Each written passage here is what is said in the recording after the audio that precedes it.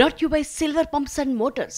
Top quality और consistent performance के लिए सिर्फ सिल्वर पंप्स नाम याद रखना।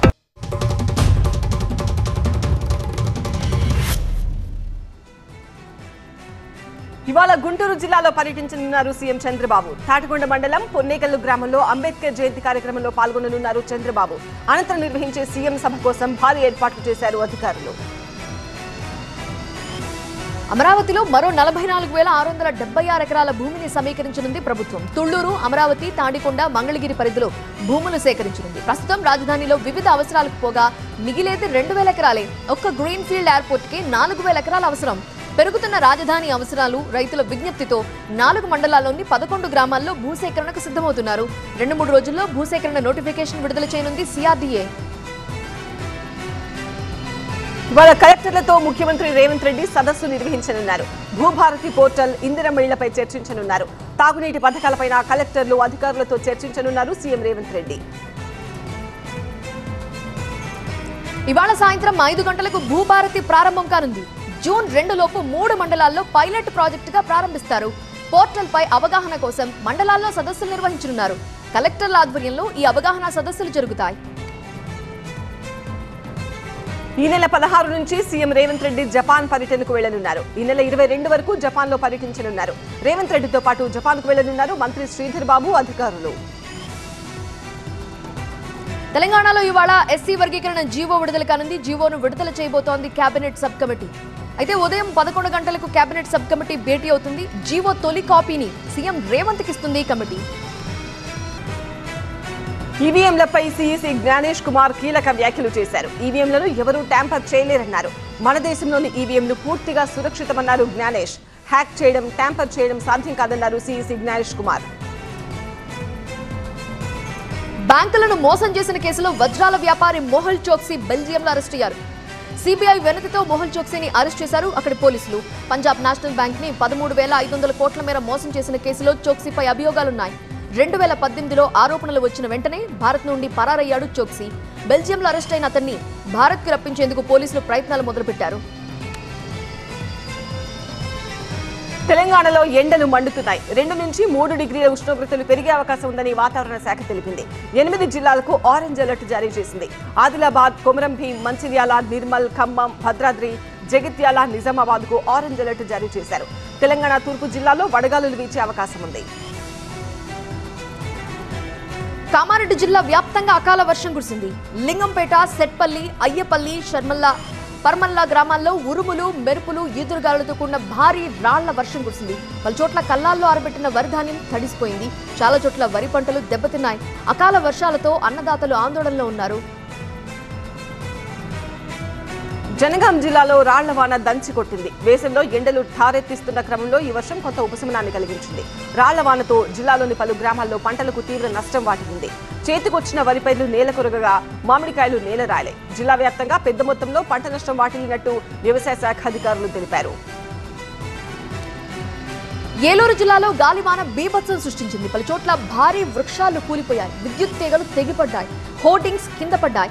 కైకలూరు రైల్వే స్టేషన్లో చెట్టు కూలింది. దీంతో బిలాస్పూర్ నుండి తిరుపతి వెళ్లే రైలుని కైకలూరు రైల్వే స్టేషన్లో 2.5 గంటల పాటు నిలిపేశారు.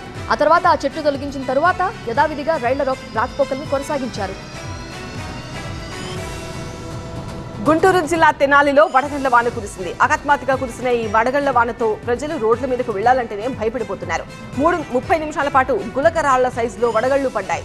తెనాలి ప్రాంతంలో చాలా ఏళ్ల తర్వాత వడగళ్ల వాన కురవడంతో చిన్నారులు ఆశ్చర్యానికి లోనయ్యారు. కోస్తా తీరంలోని సముద్రంలో వేట నిషేధం అమల్లోకి రానుంది. సముద్రంలో మత్స్య సంపద వృద్ధి చెందాలనే ఉద్దేశంతో నిషేధాన్ని అమలు చేస్తోంది ప్రభుత్వం. కాకినాడ జిల్లాలో 24,500 మత్స్యకార కుటుంబాలున్నాయి. మెకనైజ్డ్ బోట్లు 483, మోటార్ బోట్లు 3,800, 419 సంప్రదాయ బోట్లకి నిషేధం నుండి మినహాయింపు ఇచ్చారు అధికారులు. నిషేధాన్ని అమలు చేసేందుకు తీరంలో కోస్ట్ గార్డ్, కోస్టల్ సెక్యూరిటీ, పోలీసులతో బందోబస్తు ఏర్పాటు చేశారు. శ్రీశైలం మల్లన్న ఆలయానికి భక్తుల రద్దీ పెరిగింది. సలేశ్వరం జాతర ముగించుకుని శ్రీశైలంకు భారీగా వస్తున్నారు భక్తులు. వరుసగా సెలవులు రావడంతో పాటు ఇవాళ సోమవారం కావడంతో దర్శనానికి తరలి వచ్చారు భక్తులు. ఇవాళ ఆర్జితాభిషేకాలు, కుంకుమార్చనలు నిలుపుదల చేశారు. భక్తుల రద్దీ దృష్ట్యా స్పర్శ దర్శనానికి మాత్రమే అనుమతిస్తున్నారు ఆలయ అధికారులు. శ్రీ స్వామి అమ్మవారి దర్శనానికి 4 గంటల సమయం పడుతోంది. తిరుమలలో భక్తుల రద్దీ కొనసాగుతోంది. శ్రీవారి సర్వదర్శనానికి 18 గంటల సమయం పడుతోంది. నిన్న శ్రీవారిని 79,000 మంది భక్తులు దర్శించుకున్నారు. తిరుమల శ్రీవారి హుండీ ఆదాయం 3,52,00,000 రూపాయలు వచ్చింది. తిరుమల శ్రీవారి సేవలో పాల్గొన్నారు డిప్యూటీ సీఎం పవన్ కళ్యాణ్ సతీమణి. తెల్లవారుజామున తిరుమలలో శ్రీవారిని దర్శించుకున్నారు అన్నా లెజ్నోవా. హైదరాబాద్ నుంచి తిరుమల వచ్చిన లెజ్నోవా గాయత్రి సదనంలో డిక్లరేషన్ పై సంతకం చేశారు. నిన్న వరాహస్వామిని దర్శించుకున్నారు. అనంతరం శ్రీవారికి తలనీలాలు సమర్పించుకున్నారు. కుమారుడు మార్క్ శంకర్ త్వరగా కోలుకోవాలని తలనీలాలు సమర్పించారు. కృష్ణా జిల్లా వీరవల్లిలో దాసాంజనేయ విగ్రహం ప్రతిష్టా మహోత్సవం ప్రారంభమైంది. Krishna milk union project Kamadhenu ఆధ్వర్యంలో ఈ కార్యక్రమం నిర్వహిస్తున్నామని విజయ డైరీ చైర్మన్ చలసాని ఆంజనేయులు తెలిపారు. చిన్నజీయర్ స్వామీజీ చేతుల మీదుగా జరిగే విగ్రహ ప్రతిష్టా వేడుకల్లో భాగంగా ముందుగా పూజలు నిర్వహించారు. ఇవాళ విశ్వక్సేన ఆరాధన, పుణ్యవాహనం, రక్షాబంధనం, అంకురార్పణ, ఋత్విక్వరణం నిర్వహించారు.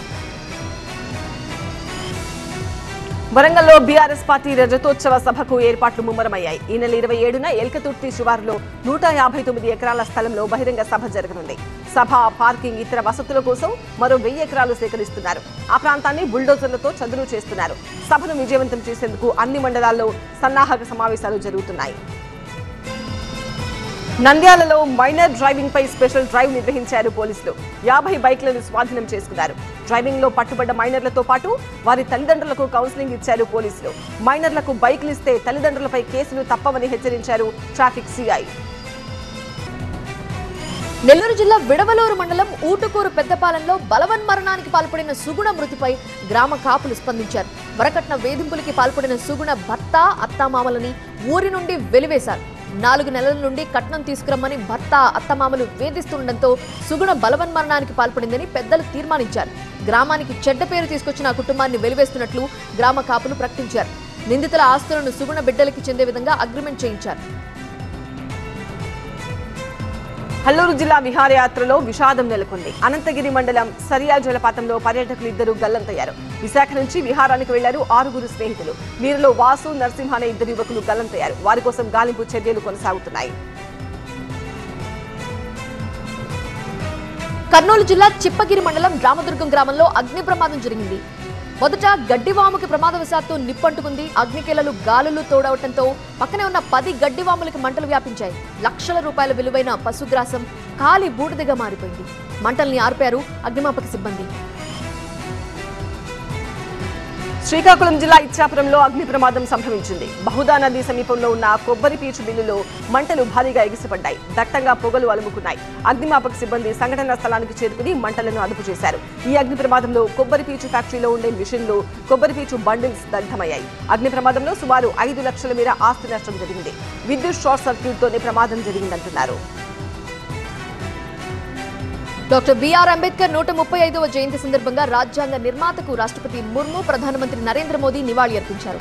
అంబేద్కర్ స్ఫూర్తితోనే నేడు దేశం సామాజిక న్యాయం కలని సాకారం చేసుకుంది అన్నారు మోదీ. ఆయన సూత్రాలు, ఆదర్శాలు భారతదేశానికి బలాన్నిచ్చాయన్నారు. మైనర్ బాలిక రేప్, మర్డర్ కేసులో న్యాయం చేయాలంటూ కర్ణాటకలోని హుబ్లీ పోలీస్ స్టేషన్ ముందు స్థానికులు బైఠాయించి ఆందోళనకు దిగారు. మరోవైపు మైనర్ బాలిక హత్య కేసులో నిందితుడిని ఎన్కౌంటర్ చేశారు హుబ్లీ పోలీసులు. బైసాఖీ పండుగ సందర్భంగా పంజాబ్లోని పాటియాల గురుద్వారాను సందర్శించారు సీఎం భగవంత్ మాన్ సింగ్. అక్కడ ప్రత్యేకంగా పూజలు నిర్వహించారు.